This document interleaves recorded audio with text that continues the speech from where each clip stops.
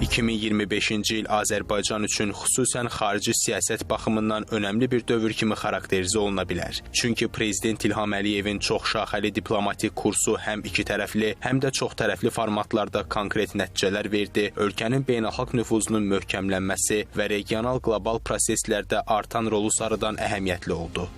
Azərbaycanın çox istiqamətli və milli maraqlara əsaslanan xarici siyasəti nəticəsində ölkəmiz enerji sahəsindən tutmuş, nəqliyyat dəhlizləri, iqlim diplomatiyası, təhlükəsizlik və regional sülh gündəliyinə qədər olan bir çox məsələlərdə xüsusilə böyük dövlətlərin diqqət mərkəzində olub.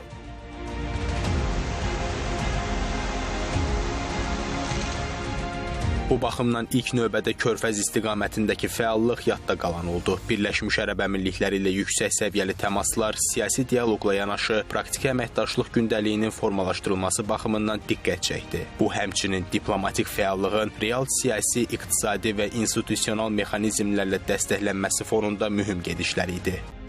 Türk dünyası ilə münasibətlərin möhkəmləndirilməsi də Azərbaycanın xarici siyasəti üçün prioritet amil kimi öz mövqeyini qorudu. Azərbaycan və Türkiyə əlaqələri xarici siyasətin əsas dayaqlarından biri kimi qalmaqla yanaşı, məzmun baxımından daha da dərinləşdi. Bugün Türkiyə-Azərbaycan dostluq, qardaşlıq tarixində önəmli bir gündür. Iğdır-Naxçıvan qaz xəttinin açılışı qeyd edilir. Burada deyildiyi kimi, Naxçıvanda Sayın Cumhurbaşkanı ile birlikte 1,5 yıl bundan önce biz bu gaz hattının temelini koyduk ve artık bu güzel törende iştirak edirik.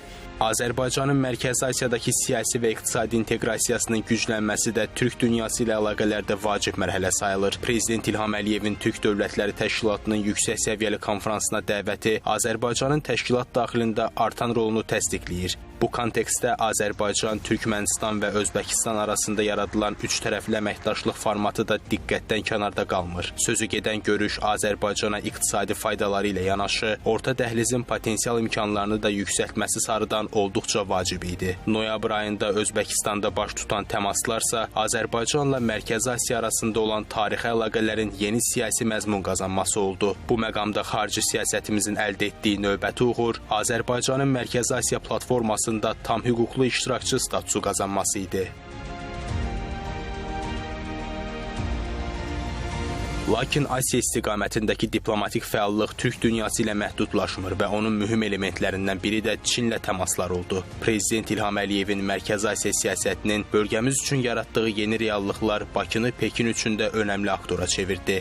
Çinlə əlaqələr Azərbaycanın Avrasiya məkanında balanslı xarici siyasət kursunun mühüm komponenti olmaqla yanaşı, həm də orta dəhliz layihəsinin də bir növ mərkəzinə çevrilib. Azərbaycanın xarici siyasət gündəliyindəki ən əlamətdar hadisələrdən biri isə dövlət başçısının Amerika Birləşmiş Ştatlarına səfəri oldu. Münasibətlərdəki uzunmüddətli durğunluqdan sonra yeni dialoq mərhələsini formalaşdıran bu görüş sadəcə iki tərəf üçün deyil, xüsusən regional sabitlik və sülh gündəliyi baxımından bütün Cənubi Qafqaz üçün yeni bir dövrün başlanğıcı olur. Həmçinin ABŞ ilə dialoqun intensivləşməsi Azərbaycanın beynəlxalq manevr imkanlarını genişləndirən əsas amillərdən biri kimi qiymətləndirilə bilər. Cənab İlham Əliyevin vizyonu məhz bölgədə geosiyasi situasiyanın Azərbaycanın lehinə dəyişib. Və bu mənada cənab Trampın Azərbaycana xüsusi diqqəti, Azərbaycan prezidenti ilə bağlı mütəmadi istinadlar etməsi, istər sosial mediada, istər ayrı-ayrı beynəlxalq tribunalarda Azərbaycan prezidentinin adını çəkib ona onun barəsində xoş ifadələr səsləndirməsi, bu əslində ölkəmizin dəyişən reallıqlarda artan rolu deməkdir. Prezident İlham Əliyevin praqmatik siyasəti Avropa regionunda da Azərbaycanın mövqeyini gücləndirib. Bu baxımdan qısa müddət öncə dövlət başçısının Slovakiyaya gerçəkləşən səfəri xüsusi əhəmiyyət kəsb edir. Slovakiya ilə təmaslar sıradan bir hadisə deyil və Azərbaycanla Avropanın sadəcə iqtisadi əlaqələri kontekstində dəyərləndirilməməlidir. Slovakiya ilə təmaslar həm ordunun NATO standartlarına uyğunlaşdırılması prosesi, həm də ümumən müdafiə və texnologiya sahəsi baxımından Azərbaycan üçün vacibdir. Bu kontekstdə Bakının Avropa siyasətindəki təşəbbüskar mövqeyi də özünü sübuta yetirir. Biz eyni zamanda bugün şərqlə qərb arasındakı müəyyən bir körpü rolunu oynayırıq. İnfrastruktura, bağlantılar, nəqliyyat sektoruna qoyduğumuz sərmayə bugün imkan verir ki, Azərbaycan şərq-qərb nəqliyyat dəhlizinin önəmli parçasına çevrilsin. Orta dəhliz layihəsində biz fəal iştirak edirik. Orta Asiyanı Avropa ilə birləşdirən ən etibarlı və ən təhlükəsiz marşrut Azərbaycan üzərindən keçir.